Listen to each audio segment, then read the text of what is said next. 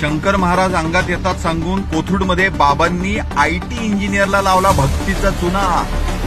कोथरूडमध्ये भक्तीच्या नावाखाली 14 कोटींचा गंडा।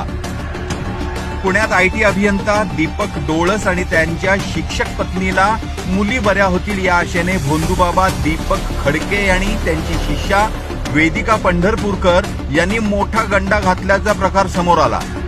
बाबांच्या अंगात शंकर महाराज येतात असा विश्वास निर्माण करून या दाम्पत्याला बँक खात्यातील पैसे, पुण्यातील घर, प्लॉट, फार्म हाऊस आणि इंग्लंडमधील मालमत्ताही विकायला लावली। असे करून जवळपास 14 कोटी रुपये त्यांनी त्यांच्या खात्यात वळते करून घेतले।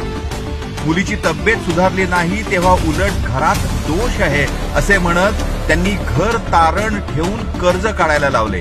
या पैशातून बाबांनी कोथरूडमधील महात्मा सोसायटीत असलेला आकाशदीप नावाचा महागडा बंगला विकत घेतल्याचे उघड झाले। 2018 पासून सुरू असलेला हा प्रकार आता उघडकीस आला असून या प्रकरणामुळे पुण्यात मोठी खळबळ उडाली आहे। शिक्षित लोक सुद्धा अंधश्रद्धेच्या आहारी जाऊन किती मोठ्या प्रमाणात फसवले जाऊ शकतात याचे हे जिवंत उदाहरण आहे।